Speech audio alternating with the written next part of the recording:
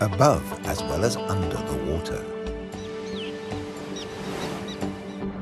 Sperm whales, schools of mobular rays, blue sharks find rich feeding grounds in the channels between the islands.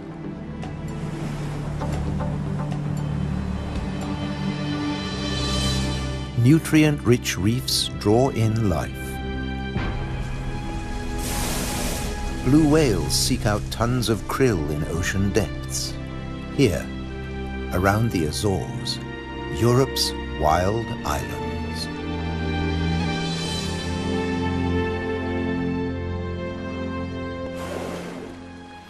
A family of false killer whales cruise the ocean on the lookout for prey. A blue shark patrols alone. Shoalfish confuse single predators. But when they meet false killer whales, the water boils. An individual false killer whale dives down with its prey.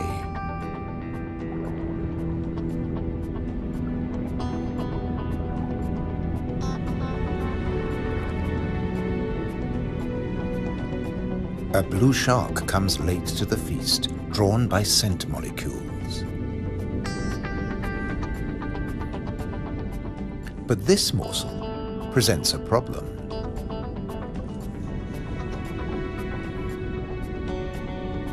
With jaws not made for chewing, it'll never swallow this tail fin.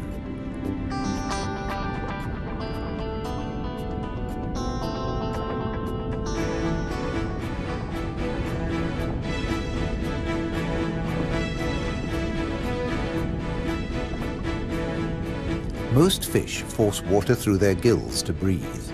This shark can't, so it has to keep moving.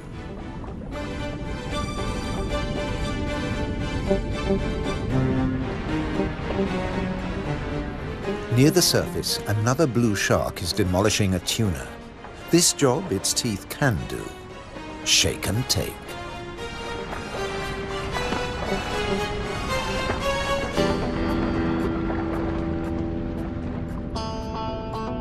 Fragments streaming from its gills float to the surface.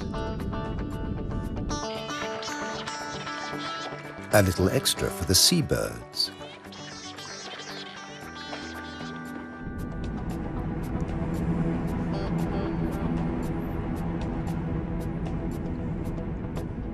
Not all the remains go up.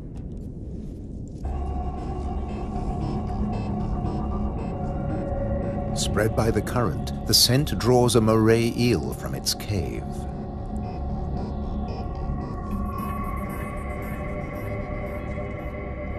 Sea bream, triggerfish, and painted combers are on its tail.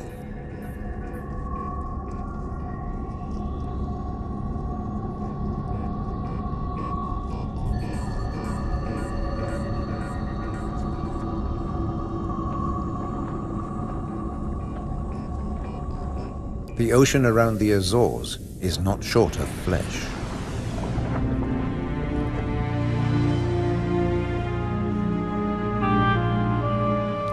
And yet above the water, the islands themselves have no large wild animals. When Portuguese sailors landed on the Azores in 1427, these first humans found no vertebrates at all, except birds and two small species of bat. The birds evolved over time. This variant of the grey wagtail lives only on the Azores.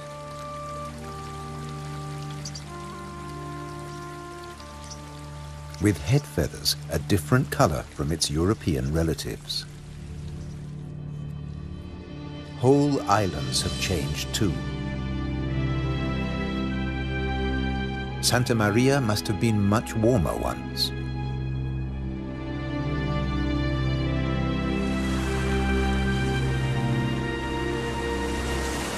Many of these ocean fossils belong to extinct species that once lived in warmer waters.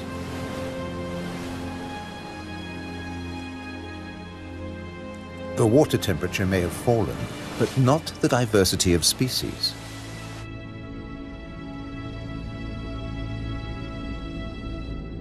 After nearly 6 centuries of human habitation, the seas around these volcanic islands are still largely unexplored.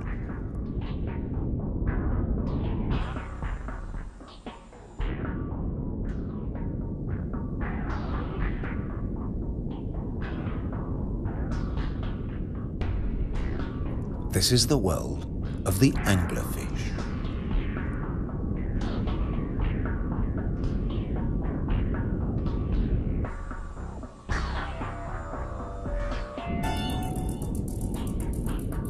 A 1,000 meters down, this pink frogmouth ignores the pressure of 100 kilos per square centimeter.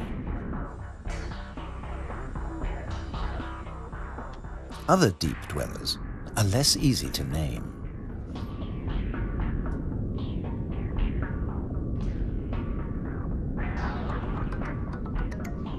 In the darkness, it's easy to underestimate your prey. It has to fit into your stomach.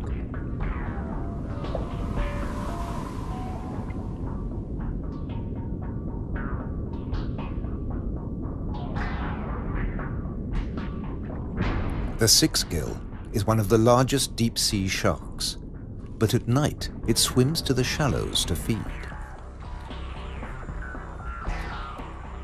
The spider crab lives in darkness. It has never seen this kind of light. Nor has its coral community. Beyond the scorpionfish and past the deep-sea sponges, there's an unknown world.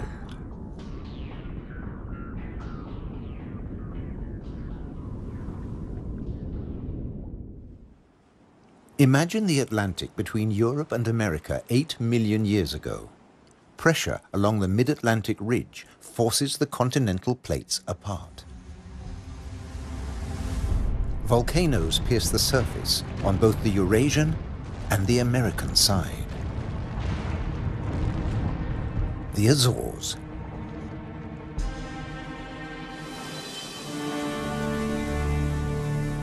Most of the volcanoes are dormant. Water, not lava, fills their craters.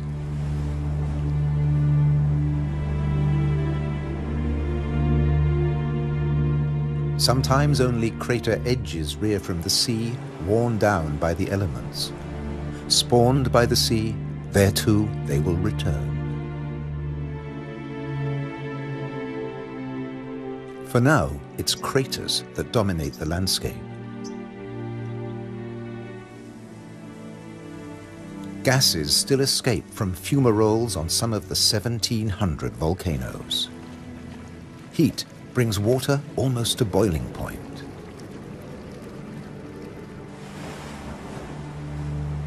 A massive eruption hit Fayal Island 60 years ago.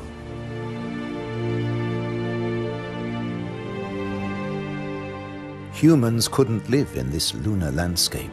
Hundreds followed the sun to America. On the volcano's slopes, life had to begin again. Birds were pioneers on naked rock.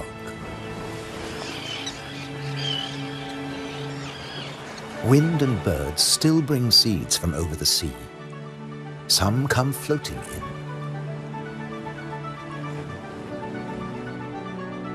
Humans brought the Hottentot fig, and plants create the first soil on bare rock.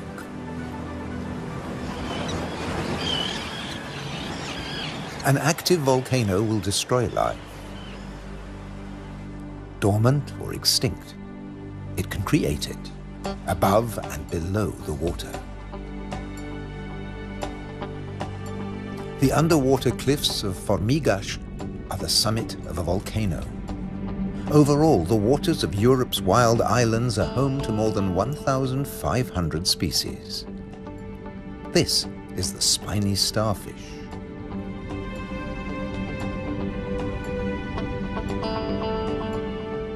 There are 530 fish species, like the damselfish, swarming along reef ledges.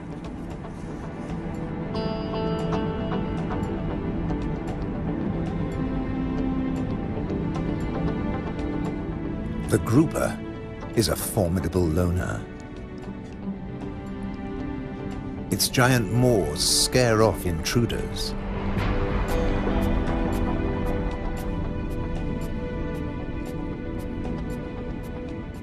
The barred hogfish is a lot prettier than its name.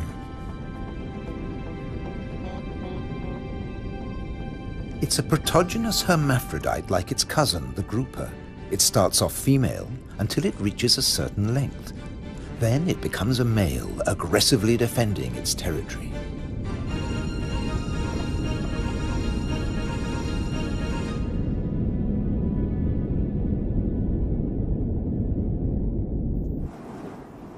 The archipelago's weather changes too, up to 4 seasons in a single day.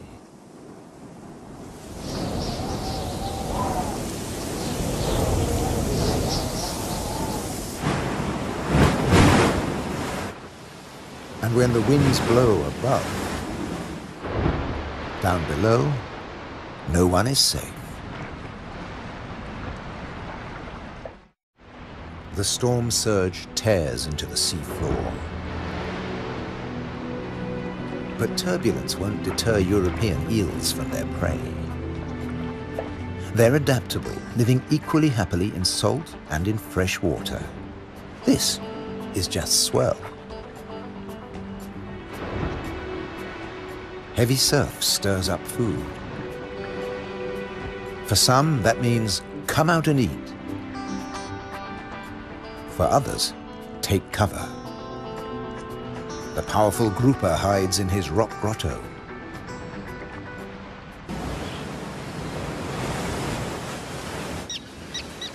In churning waters, it's tough to spot your prey.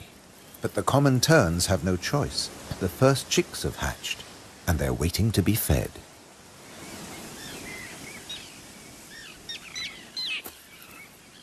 Elsewhere, adults are still brooding. The nest, a few pieces of dried grass, hardly visible. The parents sit in turn for 3 weeks. Their beak, both dagger and tweezers, is perfect for catching small fish.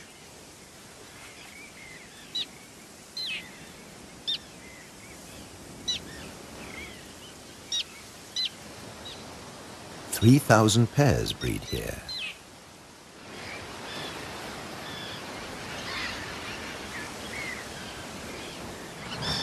Typically, each couple lays 3 eggs.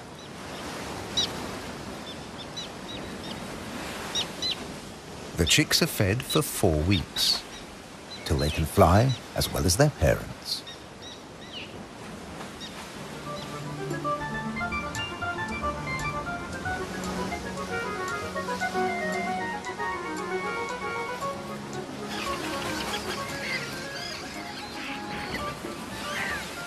Then they're ready for takeoff on the long journey to South Africa.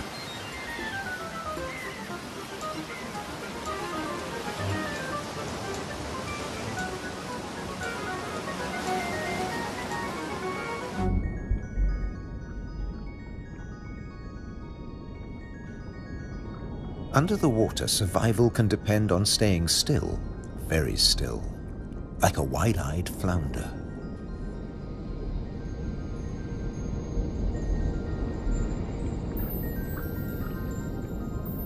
With his general-purpose military markings, the Guinean pufferfish doesn't mind being seen. The Atlantic lizardfish doesn't bother with disguises at all. It simply shimmies into the sand.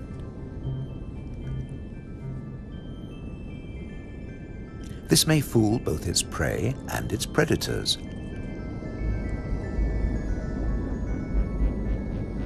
But it won't fool the pufferfish patrol.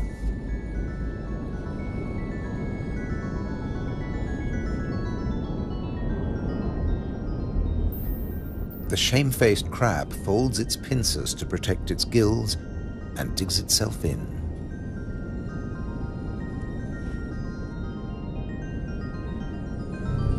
Leaving no opening for the plump flatfish.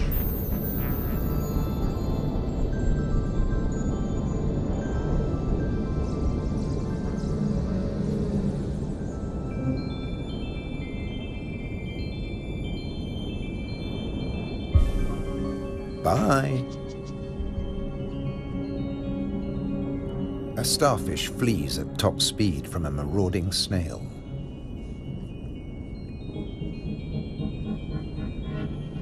The Triton snail feeds mainly on echinoderms like the purple sea star.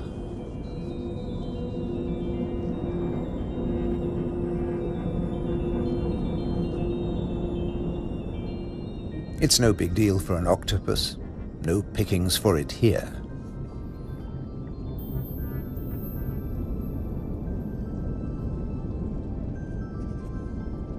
Sacrificing an arm, the starfish gets away.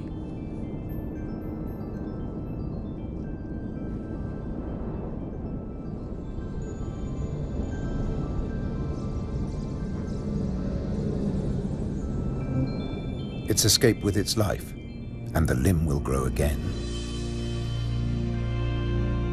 These wild islands in the Atlantic are a freshwater reservoir. Vast amounts of seawater vaporize in the warm ocean air, and freed of salt, they unload onto the Atlantic islands.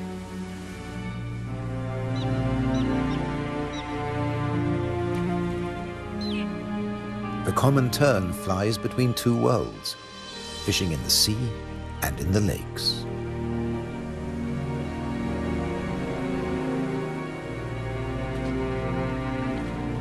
Humans brought the freshwater fish to these islands.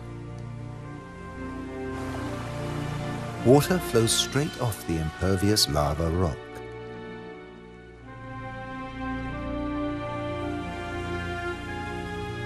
But peat moss sucks up huge quantities of water like a sponge, taking it in through every surface. Deprived of oxygen, the dead parts of the moss never rot. The extremities keep on growing, and the moss colonizes more and more of the bare rock.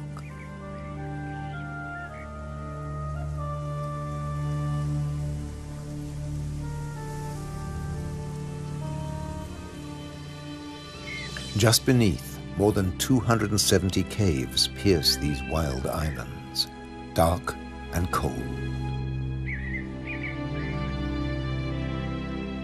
Perfect for isopods, crustaceans that have their breathing organs in their legs. Or for cyanobacteria, a life form that has existed for nearly 4 billion years. Cooling lava drops create amazing shapes. Shark's teeth. It's a hollow, secret world, just waiting to be filled. Past the undersea threshold of the Azores, it's permanent night. Perfect for a nocturnal common stingray.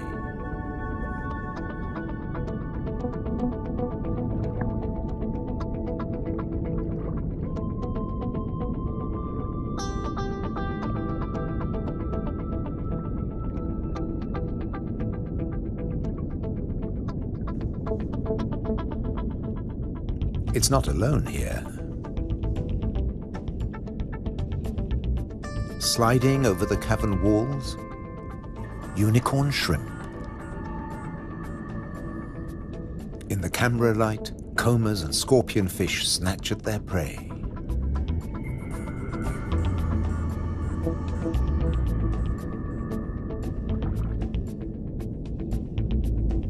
The brown moray eel is cleaning up on the cavern floor. The shrimps come up from deeper waters to spend the winter. For some, it's a short winter. The females packed with blue eggs are especially sought after.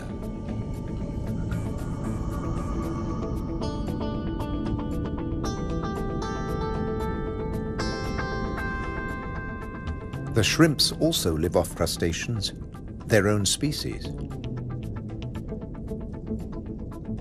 What's left of the moray eel's dinner?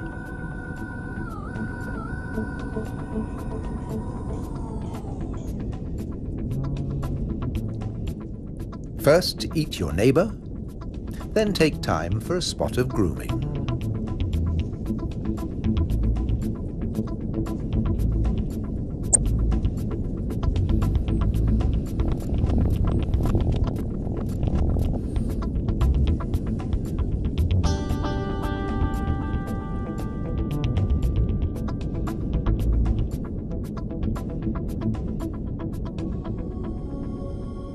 Nearby, on the rocks, an octopus with a human face reaches out.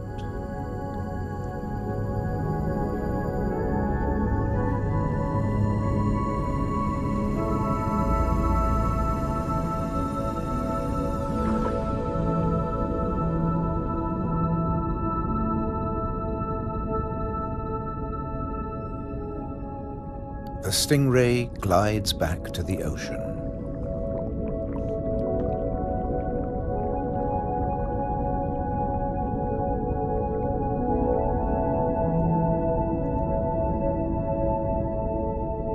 Passing the hundreds of bristleworms growing in front of the cavern.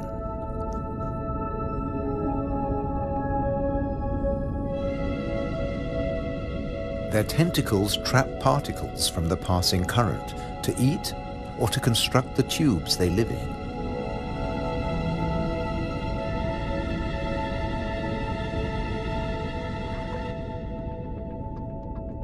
Deeper down is a mysterious place, a rare sight in the Azores, a garden of soft corals. They don't make chalk exoskeletons like their tropical cousins.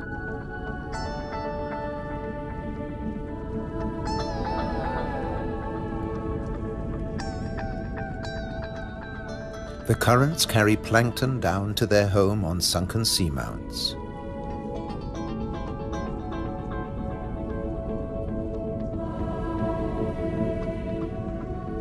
The venomous buried anemone is active only at night.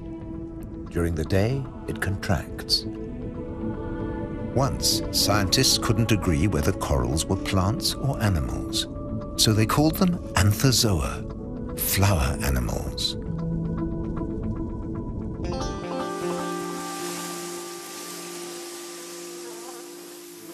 No doubt about these. All the flowers on Europe's wild islands arrived from somewhere else. Hydrangeas came from Asia. Natural boundaries between fields. They're a symbol of the Azores.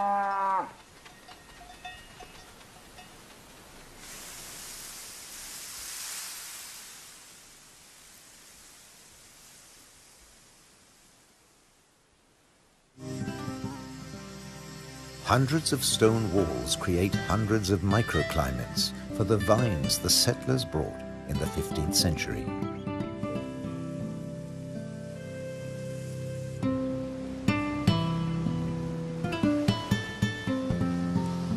"400 years later, the vineyards were abandoned as islanders left for America.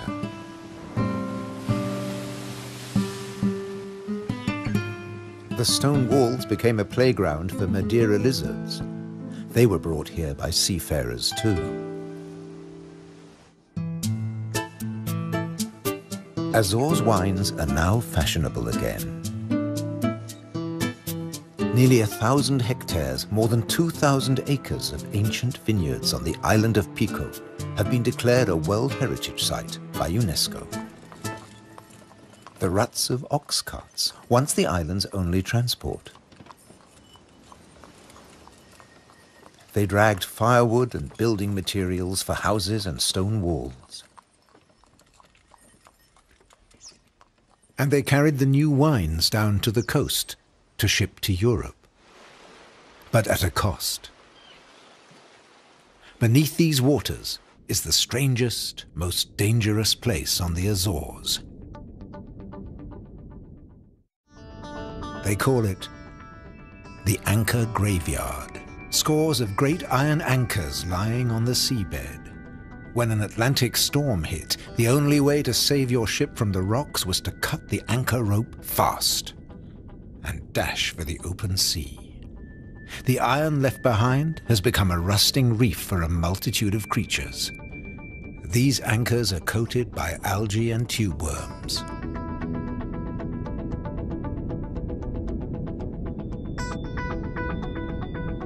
A shark's outline protects hiding fish. The grim-looking sea robin feels its way. The 3 front spines of its pectoral fins have their own receptor cells for finding food.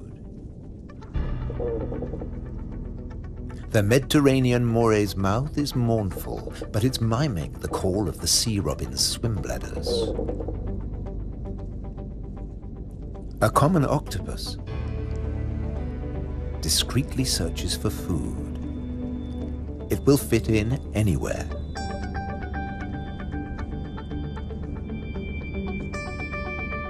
While bearded fireworms clear up the corpses in the anchor graveyard.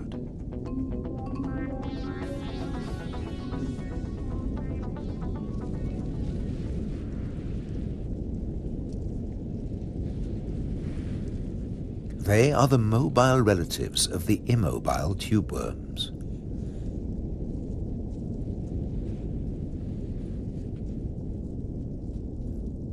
The octopus has found another spot to test its camouflage skills.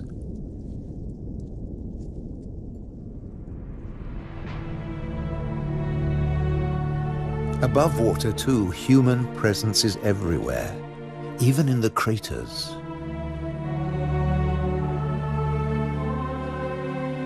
Any straight line means a wall. One that protects the grazing horses and cattle. By keeping the grass short, these domestic animals help the seasonal visitors that have been coming here for thousands of years. The ruddy turnstone digs to find fresh food. Black-bellied plover fly in from Russia on their way to their winter quarters in South America and South Africa.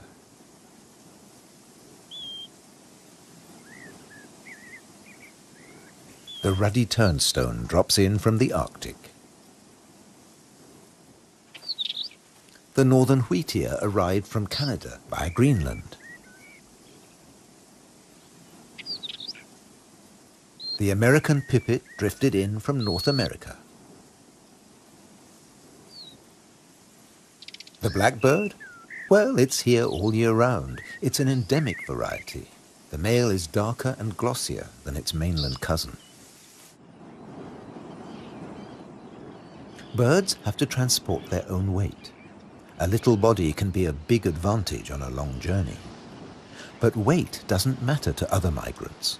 They're supported by water.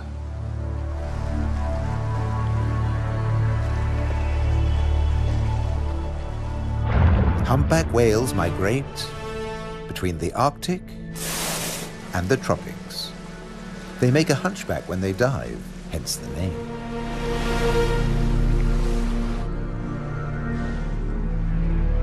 A pod of fin whales, the blue whale's closest relatives. The two species can interbreed. They swim back and forth between Arctic and subtropical waters.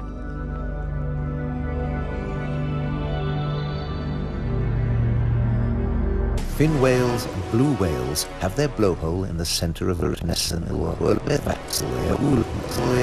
their skulls. Sperm whales have theirs on the left.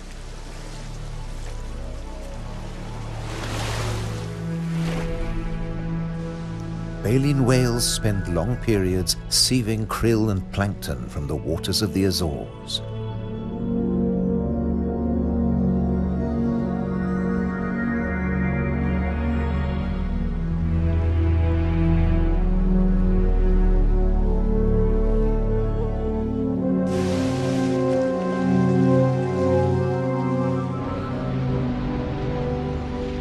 They leave their excreta behind them. It feeds vegetable phytoplankton.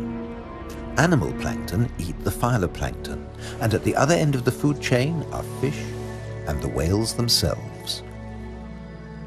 But a great deal of whale food comes from deeper down.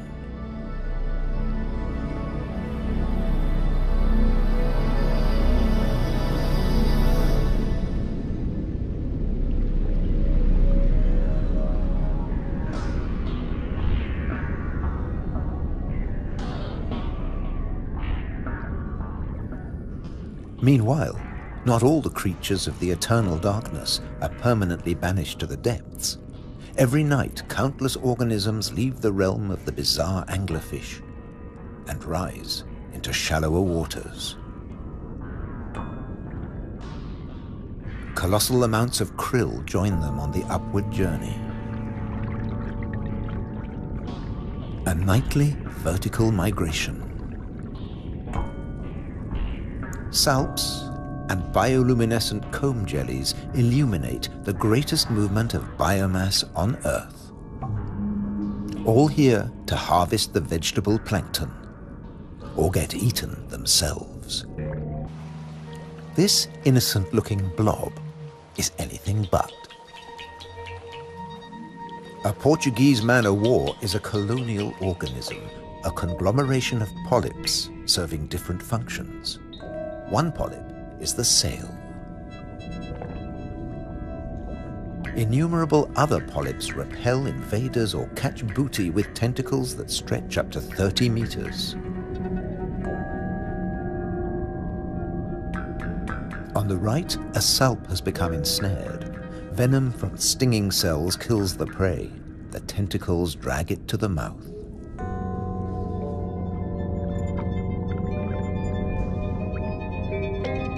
Salps are tunicates or sea squirts, more closely related to us than to jellyfish. Delicate bands of muscle rhythmically contract, pumping water through the salp's body, filtering its food.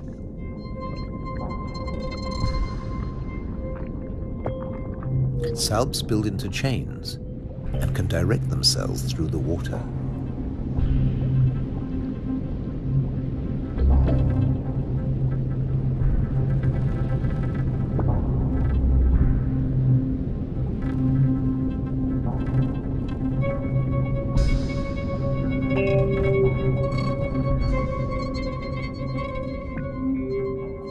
A chain can be up to a meter or longer.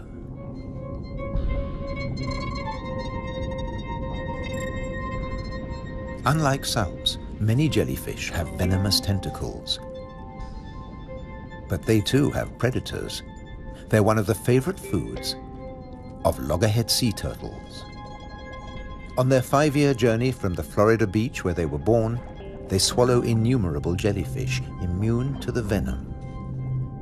But there's another hitch. Comb jellies have no sting cells, but in the water they look a lot like drifting plastic.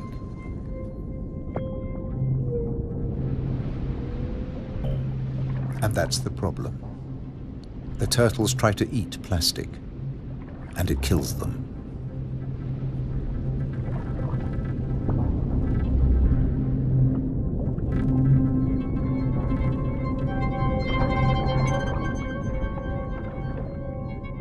This is a great jellyfish hunter.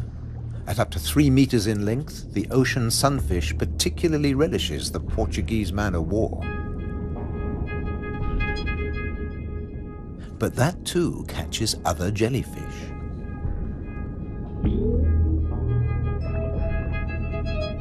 The sunfish can dive. This heaviest of all bony fish tears its prey apart in the depths.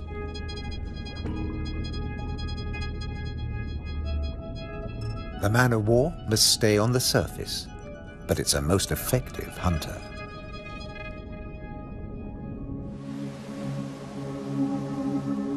The Cory's shearwater also has a successful strategy, at least in its familiar world.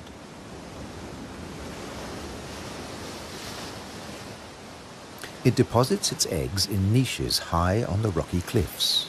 No surf, no high tide can reach its young.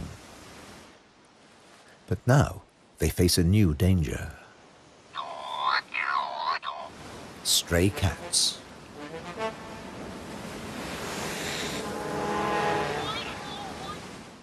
The female shearwater laid a single egg in May. Pity there's only one. Looks like a bad strategy now. They can't adapt to an unwanted gift brought by humans.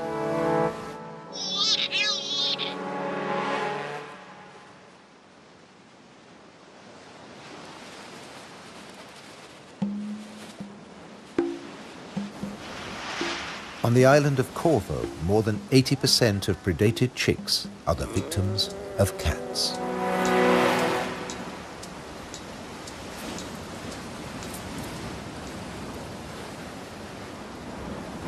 There's nothing the adult birds can do. They spend the whole day out over the sea.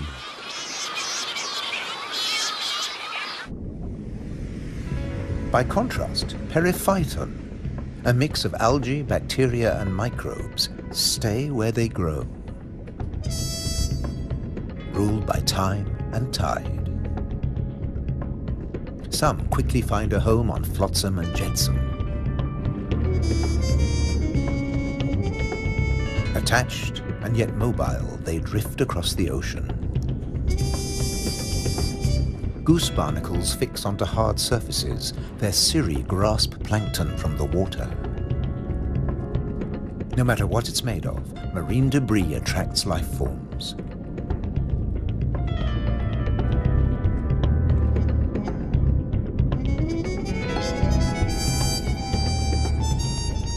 One of the ocean's fastest swimmers likes to stay close to flotsam, the mahi-mahi.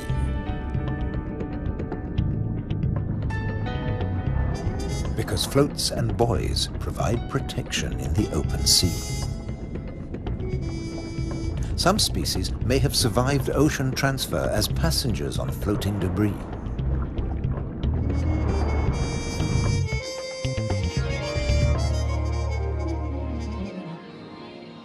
When shearwater breed, dusk brings a deafening chorus.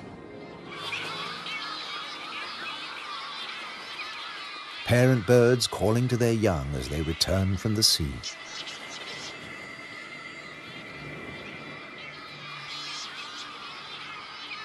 The birds recognize each other's cries.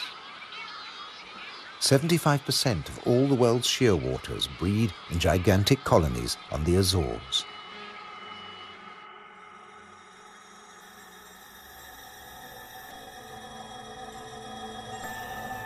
The name Madeira lizard says it all. This creature originated on a distant island. The Madeira wall lizard is very common on the Azores. It's one of the few reptiles found on these islands, and it's very fond of nectar. Invertebrates and vegetable matter complete its diet.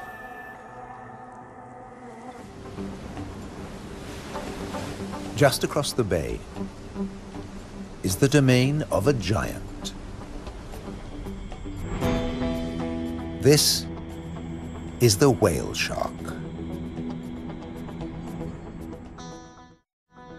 The world's biggest fish. That's what 12 meters of muscle and cartilage say about the whale shark. Like mobula rays, it's mainly a plankton eater, but also eats crustaceans and small fish.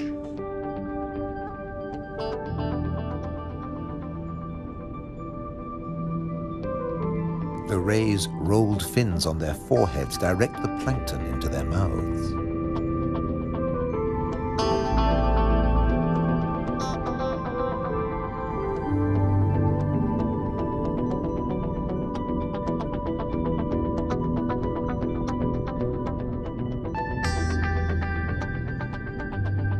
Mobula rays are part of the manta ray family. They cruise in small groups, shadowed by fish using them as cover and picking up their leftovers. Flying in slow motion, the rays dance through the ocean, round the volcanoes.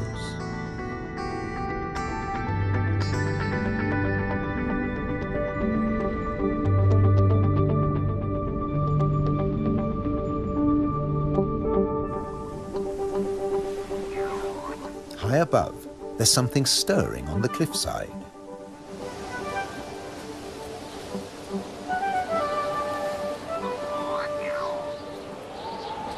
A Cory's shearwater leaves the nest niche for the first time.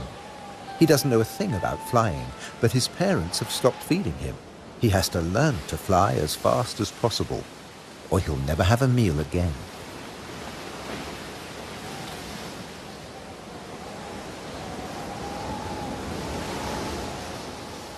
He needs a takeoff point with a fair wind.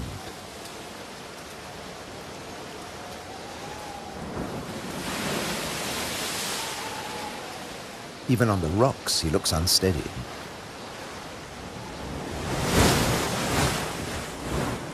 A fellow shearwater learns the difference between flying and falling.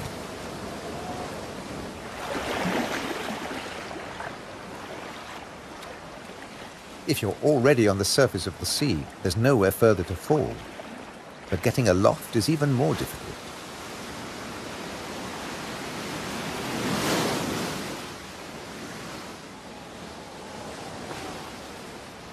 Wings over water. That's the right idea.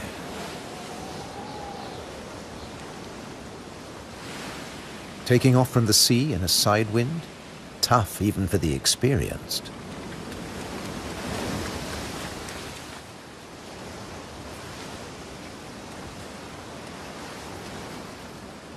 It's now or never. Pluck up your courage. Embrace the wind and off to South America.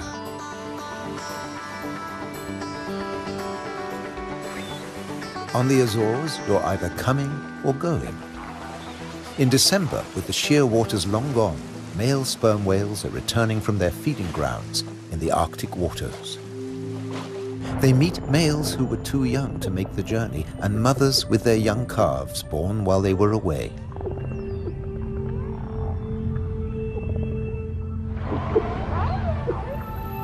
While the mother dives for food, her calf stays on the surface.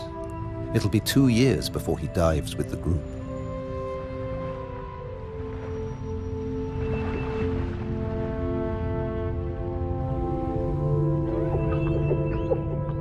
The whales will seek giant squid at a depth of 1,000 meters.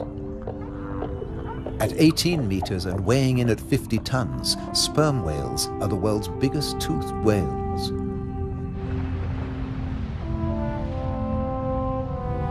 The calf will remain alone for up to an hour, defenseless against a possible attack by killer whales.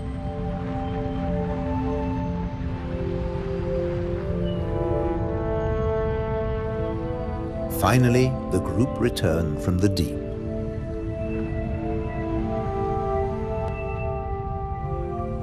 The calf is once more under the protection of its mother. She will feed it for 2 years. During this time, she won't fall pregnant.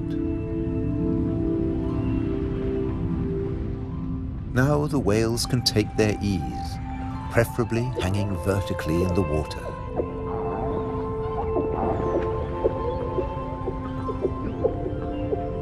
Someday the calf will join the long migration to the Arctic, before returning to Europe's wild islands, the Azores.